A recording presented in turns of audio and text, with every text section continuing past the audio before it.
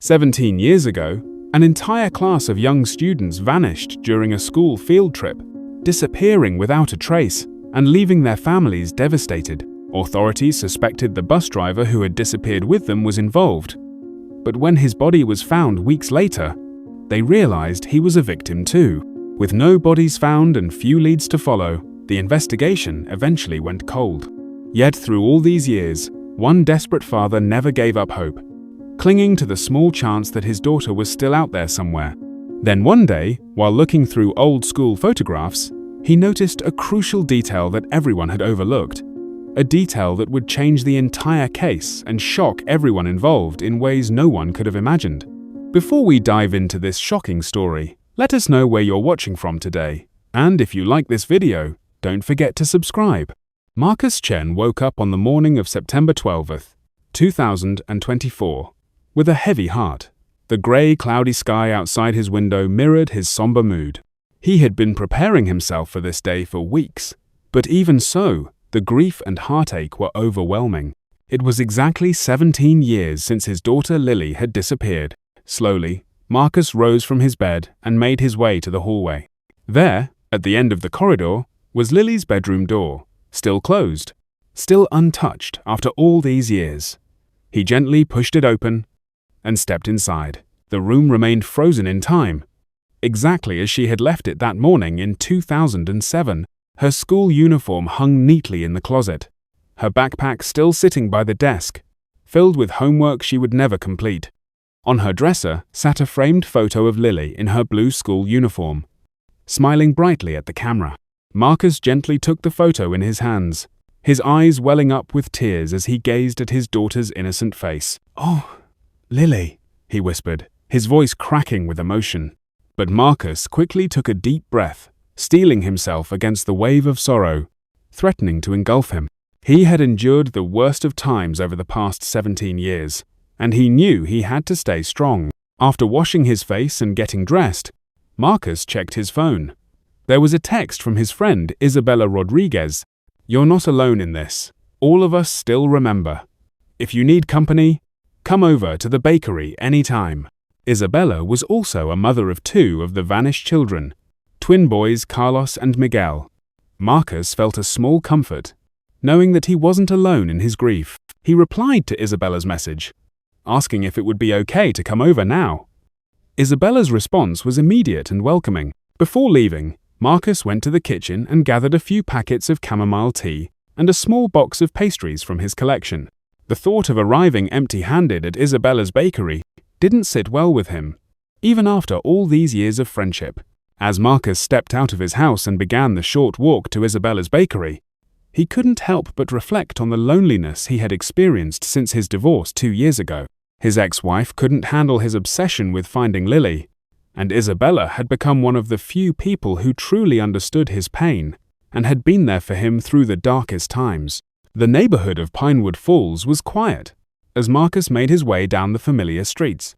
The houses looked much the same as they had 17 years ago, a stark contrast to how much his life had changed. As he approached Isabella's bakery just a few blocks from his home, he saw the warm lights glowing through the windows.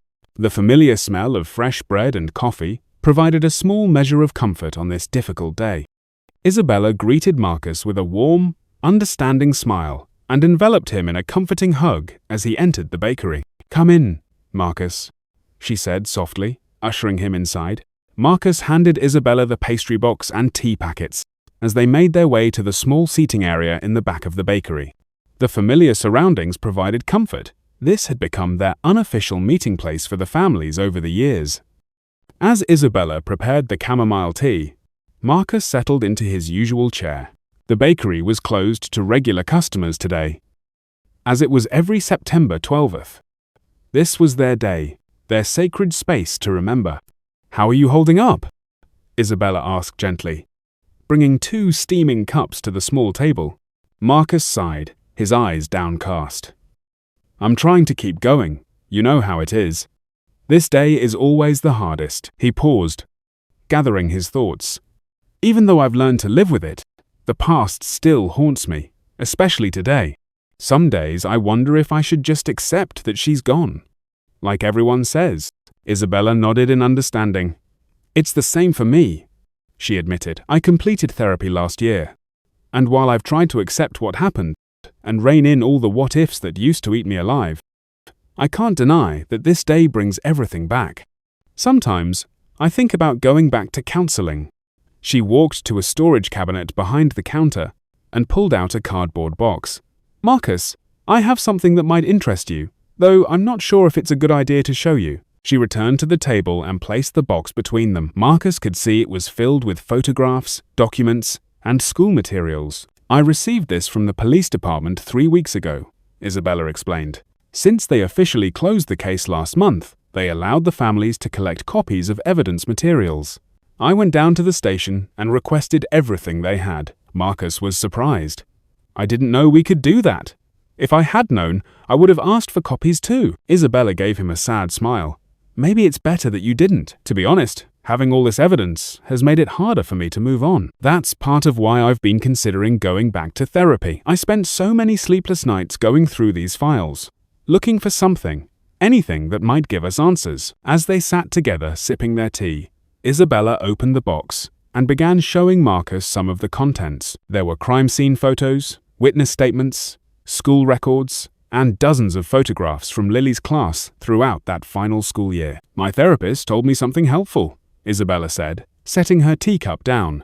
She said we should face our pain whenever it comes and accept it as part of ourselves, not try to hide or bypass it. She paused, considering her next words carefully. I was thinking, maybe we could look through some of these photos together, if you're up for it. Sometimes sharing the burden makes it a little lighter. Marcus took another sip of his tea, letting the warm liquid soothe him. After a moment, he nodded. I think that might be good. We've supported each other this long. Isabella carefully lifted a photo album from the box and placed it between them on the table. As they began to flip through the pages, a flood of memories washed over them. The photos chronicled happier times, the children's first day of school, science fair projects, and classroom celebrations. Marcus and Isabella found themselves sharing stories and reminiscing about the past, their voices a mixture of laughter and tears. Do you remember when Lily and the twins first started at Riverside Elementary? Marcus asked, pointing to a picture of the children in their blue uniforms. Isabella nodded, a wistful smile crossing her face. Grade 4, wasn't it? The school had only been open for 3 years at that point. That's right, Marcus confirmed. I remember how excited Lily was about the small class size. Just 18 students total. The school really marketed itself as providing individualized attention. All those promises about specialized programs, Isabella mused. It seemed too good to be true, and maybe it was. They continued flipping through the album, and Marcus's eye was suddenly drawn to a photo he had never seen before. It showed the entire class of 18 students standing in front of the yellow school bus, all wearing their matching blue uniforms. The children's faces were bright with excitement, completely unaware of the tragedy that would befall them within hours. This picture, it's beautiful, Marcus said, his voice barely above a whisper. Where did you get this from? Isabella looked at the photo and explained, this was in the evidence box. It was taken the morning of the field trip, right before they boarded the bus for Riverside Nature Center. Marcus studied the photograph intently. He could see his daughter Lily standing in the second row, her bright smile radiating the joy she always carried. Next to her were Isabella's twin boys, Carlos and Miguel, both grinning widely at the camera. In the background, he could make out their teacher, Ms. Rivers, and the bus driver, Mr. Walsh, who had also vanished that day, only to be found dead weeks later. The yellow school bus with the number 47 clearly visible on its side stood behind the group. But as Marcus continued to examine the photo, something caught his eye that made his heart skip a beat. In the bus window, barely visible but definitely there, was a reflection. A figure in dark clothing standing inside the bus. Marcus's hands began to tremble slightly as he brought the photo closer to his face, squinting at the reflection. Isabella, he said, his voice filled with confusion and a growing sense of urgency. Can you see this? In the bus window? Isabella leaned in closer to look at the photo. What are you looking at? There's someone in the bus window, a reflection of someone who was already inside the bus when this photo was taken. Isabella grabbed a magnifying glass from behind the bakery counter and handed it to Marcus. As he held it over the bus window in the photograph, the reflection became clearer, and what he saw made his blood run cold. "Oh my God," Marcus whispered, his face going pale. "Isabella, this is Dr. Amanda Foster." Isabella's eyes widened as she took the magnifying glass and looked for herself. There, unmistakably reflected in the bus window, was the figure of Dr. Foster, the school's psychologist. "But that's impossible," Isabella said, her voice shaking. "Dr. Foster wasn't supposed to be on the field trip that day. She told everyone she stayed at the school to catch up on evaluations." Marcus felt his heart racing as the implications hit him.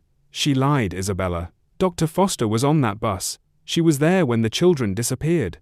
Isabella stared at the photo, her hands shaking as she held the magnifying glass. "Marcus, do you understand what this means? All these years," she told the police, she told the parents, she told everyone that she was at the school during the field trip. But she was there. She was with our children. Marcus's mind was racing, trying to process this shocking revelation.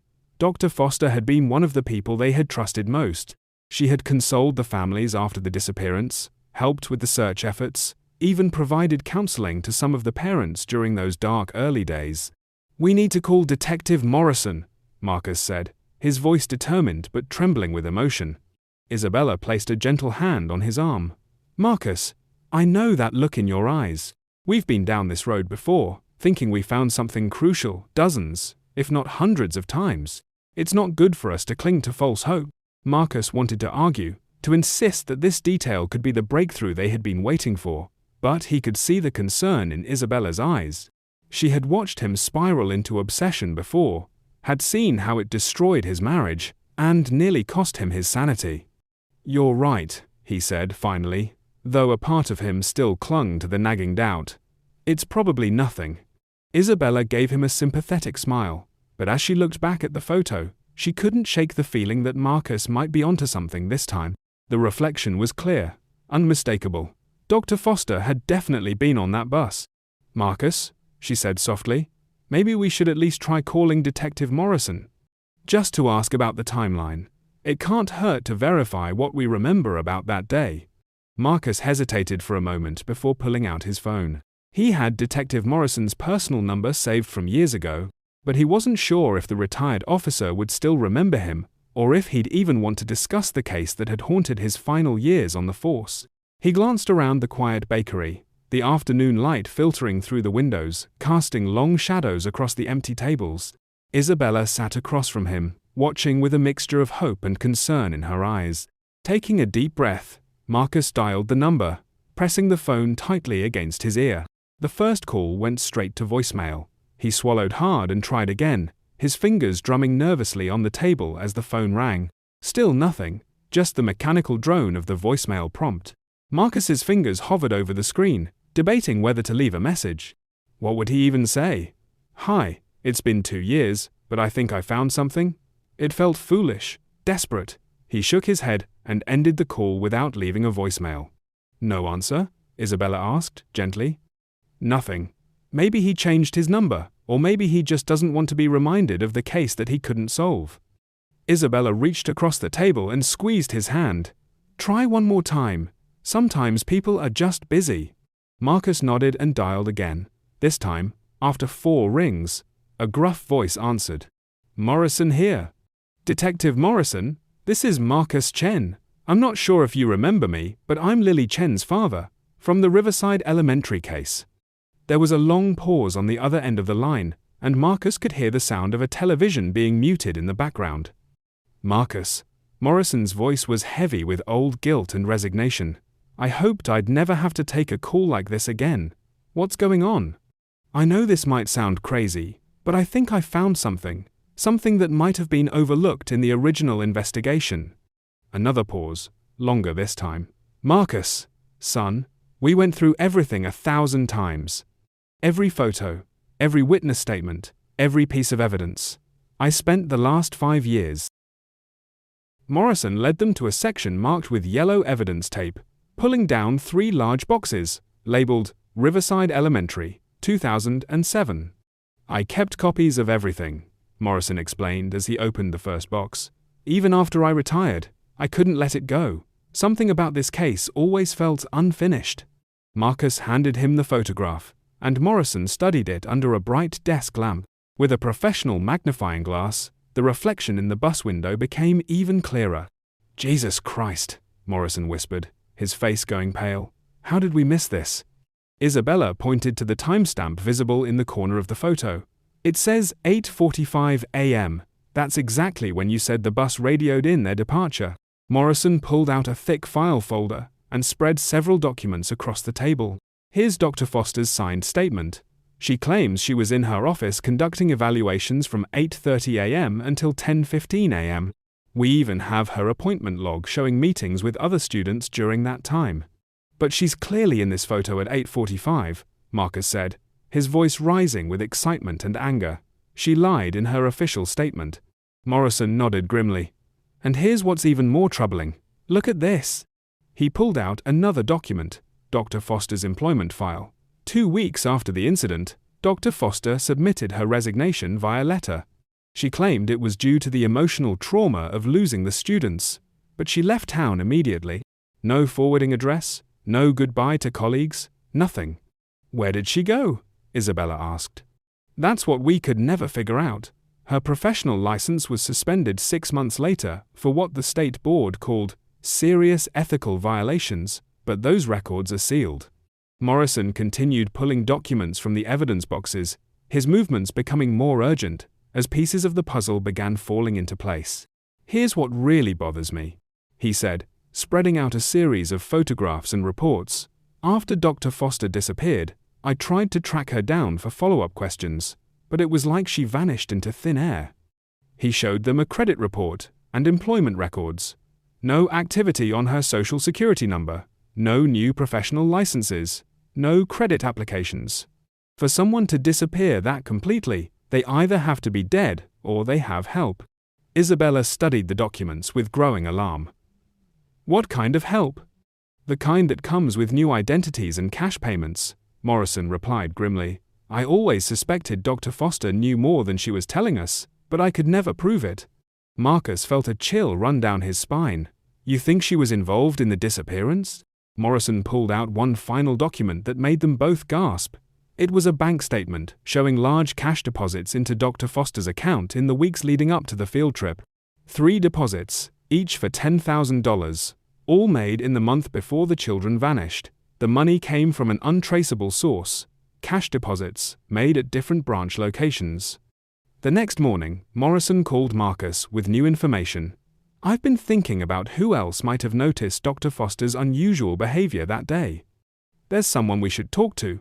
Mrs. Patricia Blackwood, the old school secretary. She's 72 now and living at Sunset Manor Care Facility. Marcus felt a spark of hope. You think she might remember something? Mrs. Blackwood had a reputation for noticing everything that happened at that school. If anyone saw something suspicious about Dr. Foster that day, it would be her. An hour later, Marcus, Isabella, and Morrison stood outside the Sunset Manor assisted living facility. The building was modern and well-maintained, with manicured gardens and a peaceful atmosphere that seemed at odds with the dark secrets they were trying to uncover. They found Mrs. Blackwood in the sunroom, a small but alert woman with silver hair and bright blue eyes. When Morrison introduced himself, her face immediately became more focused. Detective Morrison, she said, her voice surprisingly strong. I remember you. You asked me so many questions back then. Mrs. Blackwood, we have some new evidence about the day the children disappeared. I was hoping you might be able to help us understand what happened.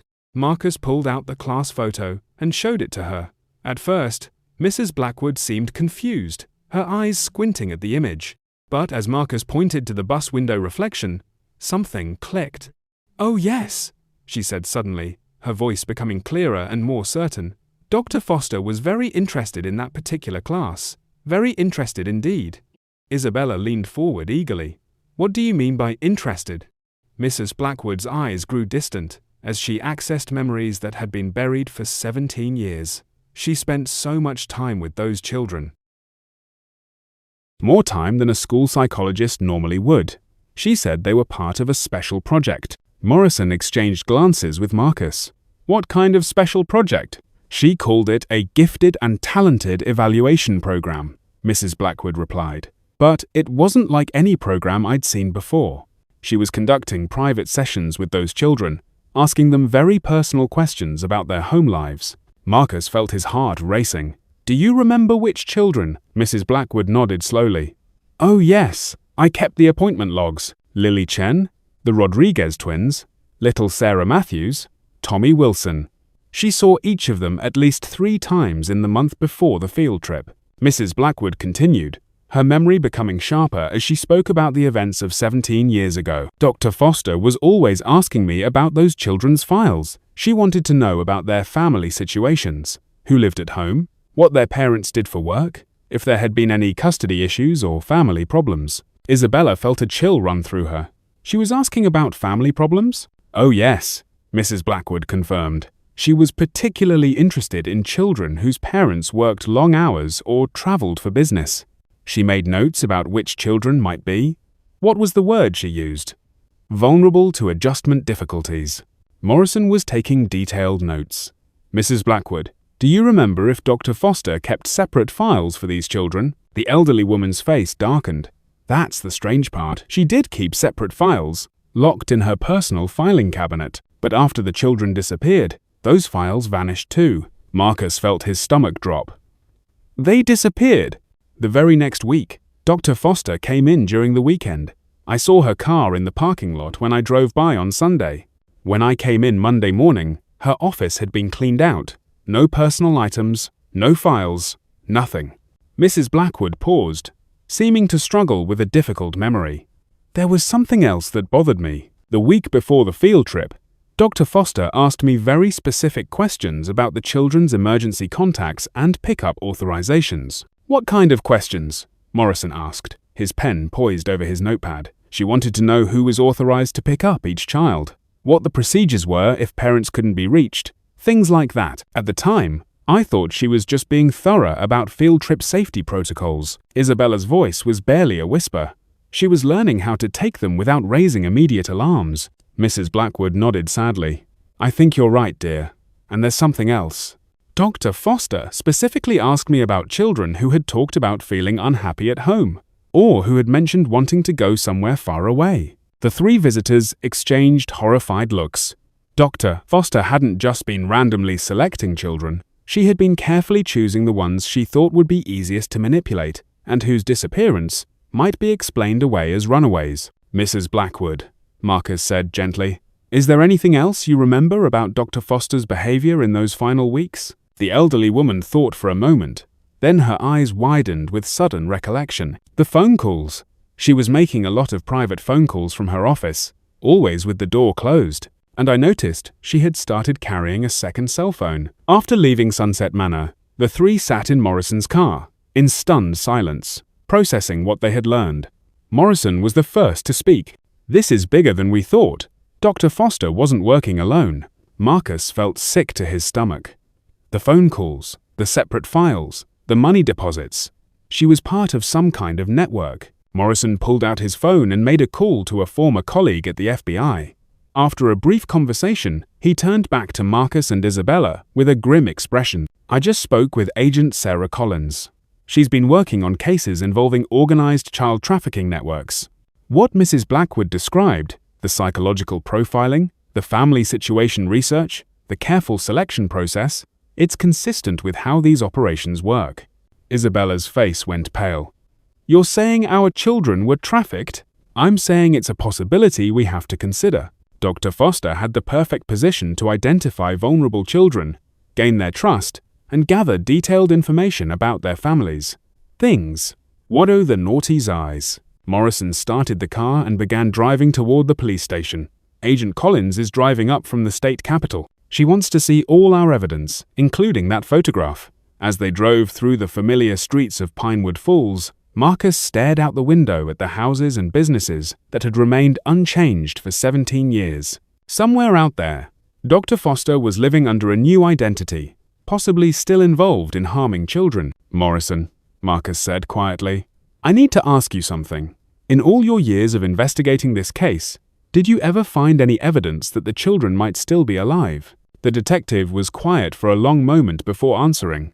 There were always things that didn't add up. No bodies were ever found, despite extensive searches of the area around Riverside Nature Center. The bus was discovered abandoned, but there was no physical evidence of violence. He paused at a red light and turned to look at Marcus directly.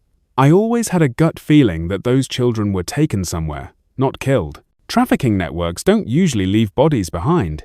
They move their victims to locations where they can be controlled and exploited. Isabella reached over and squeezed Marcus's hand. For the first time in 17 years, there was a possibility, however small and horrifying, that their children might still be alive. Where would they take them? She asked. Morrison's jaw tightened. That's what Agent Collins is going to help us figure out. These networks often move children far from their home communities, sometimes across state lines, or even internationally. At the police station, Agent Collins was waiting for them, a sharp-eyed woman in her 40s, with the demeanor of someone who had seen the worst of humanity but refused to be defeated by it. Morrison spread all their evidence across a conference table, while Collins examined each piece with professional intensity. This is excellent work, Collins said after reviewing the photograph and financial records. Dr. Foster's pattern is consistent with what we call a procurement specialist, someone who identifies and prepares targets for trafficking networks. She pulled out her laptop and showed them a map of the region. Now, based on the bus route and timeline, we need to figure out where Dr. Foster took those children before they were moved to their final destination. Morrison pointed to the map. The bus was found abandoned here, about 15 miles from Riverside Nature Center, but the GPS logs showed a significant deviation from the planned route. Collins studied the GPS data with growing interest. There's a 45-minute gap where the bus went off the main highway. During that time, it traveled into this area here. She pointed to a remote region marked with several industrial symbols. What's in that area? Marcus asked. Collins zoomed in on the map. According to county records, there's an abandoned mining operation that was shut down in 2005. The company that owned it was called Blackstone Mining Corporation. Morrison's eyes widened with recognition. I remember that name from the case files. We looked into them briefly, but they had been out of business for 2 years when the children disappeared. That's what makes it perfect, Collins explained. Abandoned industrial sites are commonly used by trafficking networks as temporary holding facilities. They're isolated, have existing infrastructure, and are rarely monitored. She pulled up more information on her laptop. Here's what's interesting. Blackstone Mining Corporation was dissolved 6 months after the children disappeared. The paperwork was filed by a law firm that specializes in helping companies disappear quickly. Isabella felt her heart pounding. So you think Dr. Foster took our children to this mining site? It's our best lead, Collins replied. And here's the most disturbing part.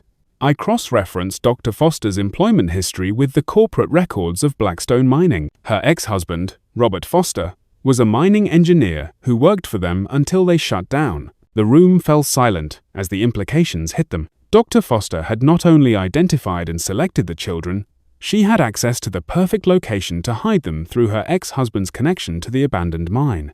We need to search that site immediately, Marcus said, his voice filled with desperate hope. Collins nodded grimly. I've already contacted the state police. We're organizing a search team for tomorrow morning. But Marcus, Isabella joined them, her face pale but determined. We've waited 17 years. We can wait a few more days if it means getting answers. Morrison was coordinating with the search teams, his years of experience evident as he organized the systematic exploration of each building. The main mining facility was a massive concrete structure, partially collapsed but still imposing against the grey morning sky. We're starting with the administrative buildings, Collins explained. If Dr. Foster and her network used this site as a temporary holding facility, they would have needed office space to coordinate their operations. As the first team entered what appeared to be the former mining office, Marcus felt his heart pounding with a mixture of hope and dread. After so many years of dead ends and false leads, they were finally following concrete evidence. 20 minutes later, one of the FBI agents emerged from the building carrying a metal box.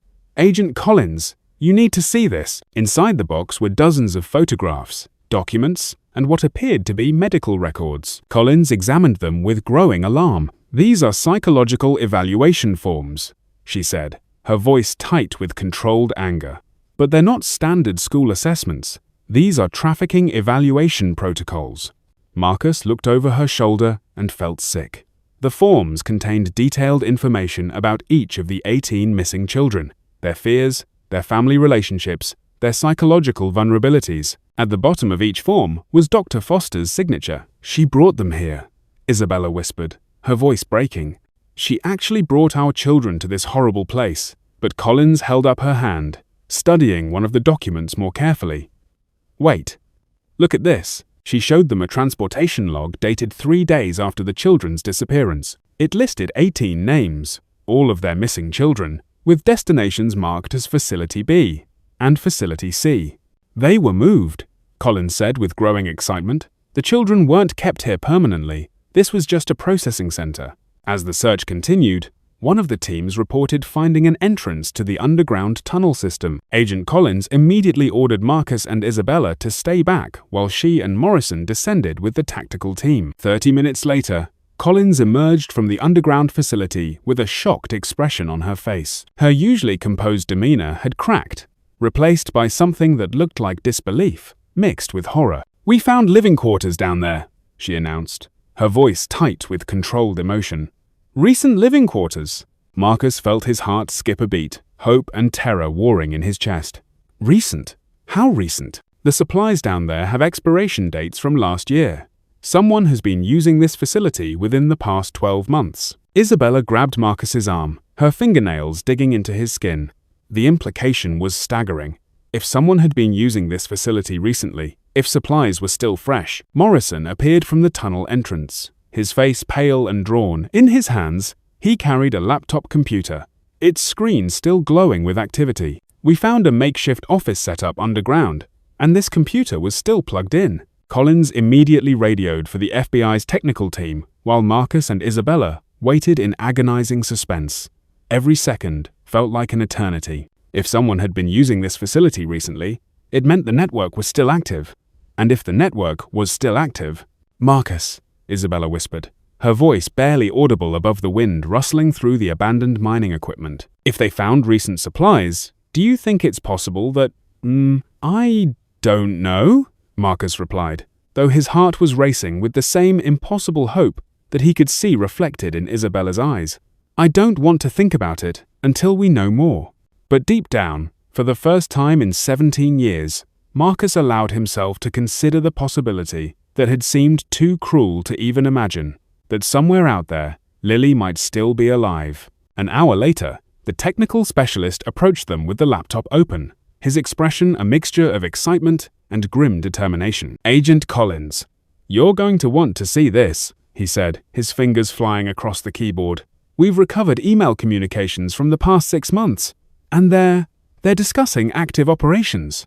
Agent Collins worked with the technical team to extract more information from the recovered laptop, while Marcus and Isabella sat in stunned silence. The possibility that their children might have been alive and at this location just weeks ago was both the best and worst news they could have received. Collins studied the screen, her face growing increasingly grave as she scrolled through the recovered files. "These emails are discussing merchandise transfers and facility relocations. And look at this." She paused, her finger hovering over a particular message. "There's a reference to the original Pinewood group." Marcus felt the world spin around him, his vision blurring at the edges. "The Pinewood group? That's our children, isn't it?" "It appears so," Collins confirmed, her voice heavy with the weight of discovery. "And according to these emails, they're discussing moving the original group to a new location because this facility has been compromised." Isabella grabbed Collins's arm with desperate urgency. When were they moved?" Collins scrolled through more emails, her expression becoming increasingly troubled. "The last communication about the Pinewood group is dated 3 weeks ago. Someone warned the network that there had been inquiries about the case." Morrison's face went pale as the terrible realization dawned on him. 3 weeks ago! That's right around when Isabella requested the evidence files from the police department. The horrifying truth hit them all at once, like a physical blow. Their investigation, their desperate search for answers, had triggered a response from the network. Someone had been monitoring the case all these years. Someone was still protecting Dr. Foster and whoever else was involved in this conspiracy. And worst of all, their children. if they were still alive after 17 years of captivity, had been moved to an unknown location just weeks before they could have been found. "We're finding more communications," the technical specialist reported, his voice cutting through their stunned silence. "It looks like this network has been operating for decades, moving victims between multiple facilities across several states." Collins pulled up a map on her tablet, showing locations mentioned in the recovered emails. Red pins appeared across several states, each representing a facility in this vast criminal network. "We've identified at least 6 facilities, including 2 that appear to still be active." Morrison studied the map with growing recognition, his years of law enforcement experience allowing him to see patterns that others might miss. Some of these locations correspond to other unsolved missing children cases where entire groups of kids disappeared without a trace. Marcus felt sick to his stomach. "You're saying this has happened before? Other communities have lost their children to the same network?" "It appears so," Collins replied grimly. "But here's what gives me hope. The communications suggest this network is now in crisis mode. Our discovery of this site has forced them to accelerate their relocation plans, which means they're making mistakes." She showed them a series of rushed email exchanges, the panic evident even in the clinical language of the criminal communications. "Look at these messages from the past week. They're panicking, trying to move operations quickly. Panicked criminals make errors." Isabella leaned forward hopefully. "What kind of errors?" "For one thing, they're using less secure communication methods, and they're having to rely on backup facilities that may not be as well hidden as their primary locations." The technical specialist looked up from his computer with sudden excitement. "Agent Collins, I think I found something." There's a reference to an emergency relocation to the mountain facility, and there's a GPS coordinate buried in one of the files. Collins immediately input the coordinates into her mapping system. The location that appeared was a remote area in the northern mountains, about 200 miles from Pinewood Falls. The satellite imagery showed a cluster of buildings surrounded by dense forest. "What's at that location?" Marcus asked, his voice tight with anticipation. Collins zoomed in on the satellite imagery.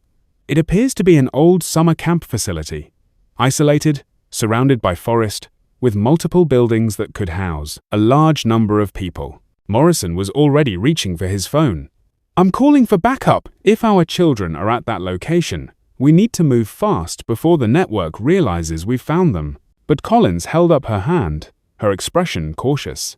"We have to be extremely careful. If we spook them, they could scatter to other facilities, or worse." She didn't finish the sentence, but everyone understood the implication. After 17 years of being controlled by this network, the children, now young adults, were in an incredibly vulnerable position. One wrong move could put them in even greater danger, or result in the network eliminating evidence of their crimes entirely. "What do we do?" Isabella asked, her voice barely above a whisper. "We plan this rescue very, very carefully," Collins replied, "and we pray that we're not too late." While Collins coordinated with the FBI tactical team for the potential rescue operation, Morrison received an urgent phone call from his former partner at the Pinewood Falls Police Department. The conversation was brief but intense, and when he hung up, his expression was a mixture of satisfaction and grim determination. "Marcus, Isabella, we have a development," Morrison announced. "Dr. Foster has been found." Marcus felt his heart stop. After 17 years of wondering where she was, what she was doing, whether she was still involved in harming children, the architect of their nightmare had finally been located. Found? Where? She's been living under the name Amanda Fletcher in a small town called Cedar Ridge, about 300 miles south of here. She works at a private counseling center, still dealing with children. Isabella's face flushed with anger, her hands clenching into fists. "She's still working with children? After what she did?" At 5:30 a.m., Marcus and Isabella sat in the FBI command vehicle, watching through multiple monitors as tactical teams surrounded the abandoned summer camp in the mountains. The facility consisted of several wooden buildings, scattered among tall pine trees, looking deceptively peaceful. In the early morning light, mist clung to the valley floor, and the only sounds were the quiet radio chatter of the FBI agents and the distant call of morning birds. Agent Collins spoke quietly into her radio, coordinating the operation with the precision of someone who had done this many times before. "All teams in position. Remember, we potentially have 18 victims inside who have been in captivity for 17 years. They may be frightened, confused, or even hostile due to Stockholm Syndrome. Our priority is their safety, not apprehension of suspects. Marcus's hands trembled as he watched the live feed from the helmet cameras of the tactical officers. Somewhere in those innocent-looking buildings, Lily might be waiting. The daughter he had last seen as a bright-eyed 9-year-old girl was now a woman of 26 who had lived through unimaginable trauma. The weight of that realization hit him like a physical blow. Lily had spent more years in captivity than she had lived as his daughter. Would she even remember him? Would she want to? "Movement in Building C," reported one of the tactical officers, his voice crackling through the radio. "I can see figures through the windows, multiple individuals moving around inside." Collins leaned forward intently, her professional mask barely concealing her own tension. "How many?" "Hard to tell from this angle, but I count at least 12 people. They appear to be young adults. Some are looking out the windows. They know we're here." Isabella grabbed Marcus's hand, her own shaking with a combination of hope and terror. Could it really be them? After all these years? Before anyone could answer, Collins' radio crackled with an urgent message from the team coordinating Dr. Foster's arrest. "Command, this is Team 2. Target has been located and is in custody. She's asking to make a phone call." "Absolutely not," Collins responded immediately, her voice sharp with authority. "No communication until after the rescue operation is complete. We can't risk her warning anyone." Marcus watched the monitors with growing intensity as the tactical teams prepared to move in. Everything they had worked for, everything they had hoped and prayed for over the past 17 years, was about to be decided in the next few minutes. The morning sun was beginning to filter through the forest canopy, casting long shadows across the camp grounds. It looked like any other peaceful mountain retreat, but Marcus knew that appearances could be deceiving. "All teams, go," Collins ordered. The FBI agents moved swiftly and silently toward the buildings, their movements coordinated with military precision. Marcus held his breath as he watched them breach the main cabin through the grainy video feed. He could see figures moving inside, people who appeared confused and frightened by the sudden intrusion. Then Collins's radio erupted with urgent communications from multiple teams. "We have multiple victims in Building A. All appear to be young adults. Medical team needed in Building C. We have individuals who appear malnourished. I count 18 individuals total, all alive and responsive." Marcus felt his knees go weak, and he had to grip the edge of the command table to keep from collapsing. 18, all alive. After 17 years of not knowing, of fearing the worst, all of the missing children were alive. But Collins's next communication made his blood run cold and shattered his moment of relief. "Command, we have a problem. The victims are asking for Dr. Foster.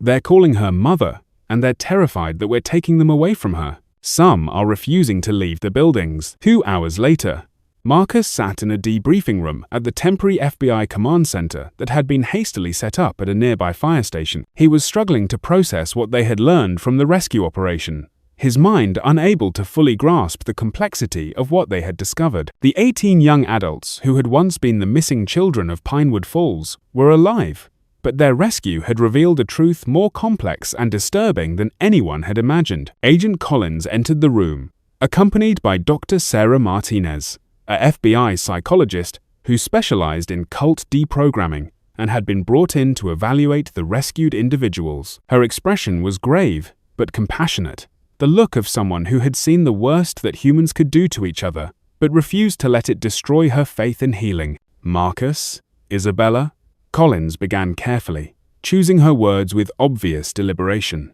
"Dr. Martinez has some important information about the condition of the people we rescued today. What she's going to tell you is going to be very difficult to hear." Dr. Martinez sat down across from them, her hands folded in her lap. "The individuals we rescued today have been living in what can only be described as a cult-like environment for the past 17 years. Dr. Foster didn't just kidnap these children, she systematically broke down their sense of identity and rebuilt it around loyalty to her and the group." Isabella's face went pale. "A cult? In every sense of the word," Dr. Martinez confirmed. "Dr. Foster convinced these children that their families had abandoned them, that the outside world was dangerous and corrupt, and that she was their only protector. Over the course of 17 years, through a combination of isolation, psychological manipulation, and carefully controlled information, they came to see her as their mother and the other captives as their only true siblings. Marcus felt physically sick.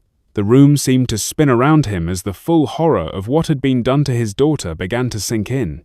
So, they don't remember us. Some memories remain, but they've been severely distorted by years of psychological manipulation, Dr. Martinez explained gently. Many of them are terrified of leaving what they consider their home and family. They believe that we, the FBI, the police, even you, are the threat. Collins leaned forward, her expression mixing professional concern with personal compassion.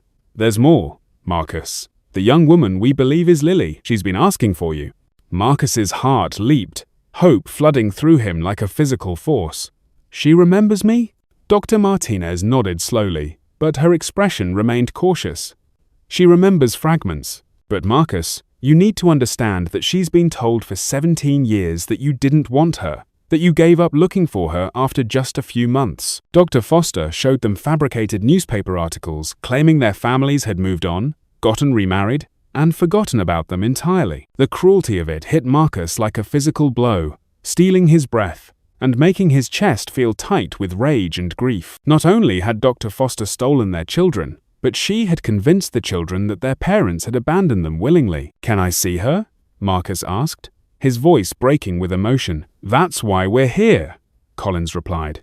"Lily has agreed to see you, but Dr. Martinez will need to be present, and we need to go very slowly. Any pressure or sudden emotional intensity could cause her to retreat further into the mindset that's kept her psychologically safe for 17 years. As they walked toward the medical building where the rescued individuals were being cared for, Marcus tried to prepare himself for a reunion he had dreamed about for 17 years, but never imagined would happen under these circumstances. His hands were shaking, and his heart was pounding so hard he worried the others could hear it. Would Lily hate him for what she believed was his abandonment? Would she even recognize the man who had spent half his life searching for her? He had aged 17 years, but in his mind, she was still that bright-eyed 9-year-old girl who had kissed him goodbye on the morning of the field trip. "She's in room 12, Dr. Martinez said softly as they approached the medical wing.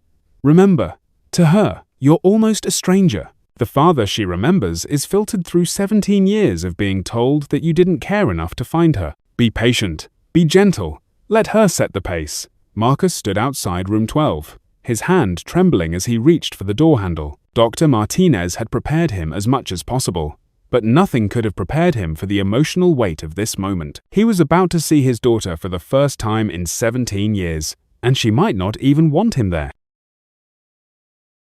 He gently knocked on the door and heard a soft, hesitant come in from the other side. Taking a deep breath that felt like it might be his last, Marcus opened the door. The woman sitting on the hospital bed was unmistakably his daughter. Despite the 17 years that had passed and the life she had lived, she had his dark hair and his ex-wife's brown eyes, and she was beautiful in a way that took his breath away and broke his heart simultaneously. But her eyes held a wariness, a guardedness that spoke of years of psychological manipulation and survival. "Lily?" he said softly, his voice barely above a whisper. She looked up at him with a mixture of curiosity and fear, studying his face as if trying to solve a puzzle.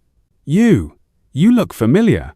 "Dr. Martinez said you're my father?" The uncertainty in her voice, the way she said father like it was a foreign concept, cut through him like a knife. Marcus nodded, not trusting himself to speak without breaking down completely. "I remember fragments," Lily continued, her voice hesitant and careful. "A man who used to read me bedtime stories. Someone who taught me to ride a bicycle in a driveway with cracks in the concrete. But Mother said you didn't want me anymore after I became too much trouble." Marcus felt tears streaming down his face, and he didn't try to stop them. "Lily, I never stopped looking for you. Not for one single day in 17 years. I never gave up hope. I never stopped believing you were out there somewhere." For a long moment, they stared at each other across the years of separation and manipulation, across the gulf created by lies and trauma and stolen time. Then Lily asked the question that shattered what remained of Marcus's heart. "If that's true, then why didn't you find me sooner?" Marcus sat down slowly in the chair beside her bed, trying to find words that could bridge 17 years of lies and pain. trying to explain something that he had spent years blaming himself for. "I tried, sweetheart. I tried so hard. We all did. The police, the FBI, other families, volunteers. But the people who took you were very good at hiding you. They moved you around, they used false identities, they had help from people in positions of authority." Lily studied his face intently, as if searching for something she could trust. "The others, Carlos and Miguel and Sarah and all the rest, they're my family now. We've been together for so long. We've taken care of each other." "I know," Marcus said gently, understanding that he was walking on fragile ground. "And I would never try to separate you from people who are important to you. But Lily, you had another family too. People who love you and never stopped missing you." Slowly, tentatively, Lily reached out and touched his hand. The moment their skin made contact, Marcus saw something flicker in her eyes, a spark of recognition, of memory, of the bond between father and daughter that not even 17 years of separation and psychological manipulation could completely destroy. I think I remember you," she whispered. And for the first time in 17 years, Marcus allowed himself to believe that they might be able to rebuild what had been stolen from them. 3 days later, Marcus sat across from Dr. Du, Amanda Foster, in the Federal Detention Facility interview room. She looked older than her 58 years, her grey hair pulled back severely, her once polished appearance now reduced to an orange jumpsuit and handcuffs. But her eyes still held the cold calculation that had allowed her to destroy so many lives with such methodical precision. Agent Collins and Detective Morrison flanked Marcus as he faced the woman who had haunted his nightmares for 17 years, who had stolen his daughter's childhood and convinced her that he had abandoned her. "Mr. Chen," Dr. Foster said, her voice eerily calm despite her circumstances, "I suppose you have questions for me." Marcus stared at her for a long moment, struggling to control the rage that threatened to consume him. When he finally spoke, his voice was deadly quiet. "Why? Why did you take our children?" Dr. Foster's expression didn't change, as if she were discussing the weather rather than the systematic destruction of families. "I saved them. Those children were being damaged by their families, by a society that doesn't understand how to nurture truly gifted individuals. I gave them a place where they could grow and develop without the toxic influences of the outside world." "You brainwashed them," Marcus exploded, his composure finally breaking. "You made them believe their families had abandoned them. You stole 17 years of their lives." "I protected them from a truth that would have destroyed them," Foster replied with chilling calmness. "Do you know how many parents give up looking for missing children after just a few years? How many move on with their lives, start new families, forget? I spared them that inevitable disappointment and rejection." Collins leaned forward, her voice sharp with professional authority. "Dr. Foster, we have evidence of financial payments, coordination with trafficking networks, and systematic psychological abuse. This wasn't about protection, this was about money and power." For the first time, Dr. Foster's composure cracked slightly, a flash of something desperate and ugly showing through her mask of superiority. "You don't understand the complexity of what we were doing." "Yes, there were financial arrangements, but only to fund our operations. The children needed care, food, education, medical attention." "Education?"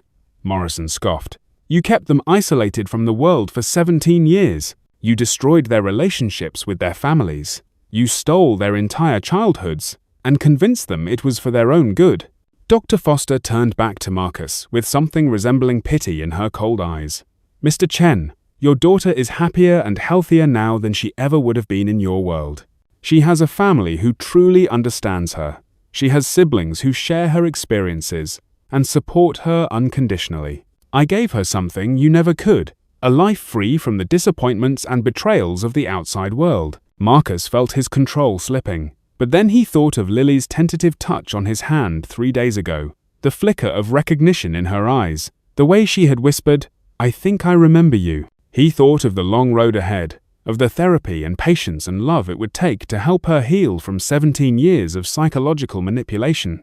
"You're wrong," he said quietly, his voice steady with absolute conviction. "You stole 17 years from us, but you couldn't steal our love," she remembers. Deep down, beneath all your lies and manipulation, she remembers who she really is and where she really belongs. Dr. Foster's mask of superiority finally fell away completely, replaced by something desperate and furious. She'll never fully readjust to your world. None of them will. They belong with each other, in the life I created for them. You've destroyed something beautiful and pure, and you'll spend the rest of your lives watching them struggle to fit into a world that will never understand them. Collins stood up, signaling the end of the interview with professional finality. Dr. Foster, you're facing charges in multiple states for kidnapping, child trafficking, conspiracy, and psychological abuse. The life you're going to have now is in federal prison, where you'll never have the opportunity to harm another child. As the guards led Dr. Foster away, she turned back to Marcus one final time, her eyes filled with a hatred that sent chills down his spine. You think you've won, but you have no idea what you've taken from them. They were safe with me. They were loved. In your world, they'll be broken, damaged, unable to function. You'll wish you had never found them. Marcus watched her disappear down the corridor, finally face to face with the monster who had destroyed so many lives with such calculating cruelty. But as he left the detention facility and drove toward the rehabilitation center where Lily was slowly learning to trust him again, he realized that Dr. Foster was wrong about the most important thing. Love wasn't something that could be stolen or replaced or destroyed by lies. It might be buried, manipulated, or forgotten, but it endured. It survived in the deepest places of the human heart, waiting for the right moment to resurface. And with time, patience, and hope, even the deepest wounds could begin to heal. The road ahead would be long and difficult. There would be setbacks, moments of despair, times when the damage seemed too great to overcome. But for the first time in 17 years, Marcus was traveling that road with his daughter by his side, and that made all the difference in the world. If you enjoyed this story, please subscribe for more incredible true mystery cases. And let us know in the comments, do you think all 18 victims will be able to fully recover from their 17 years in captivity?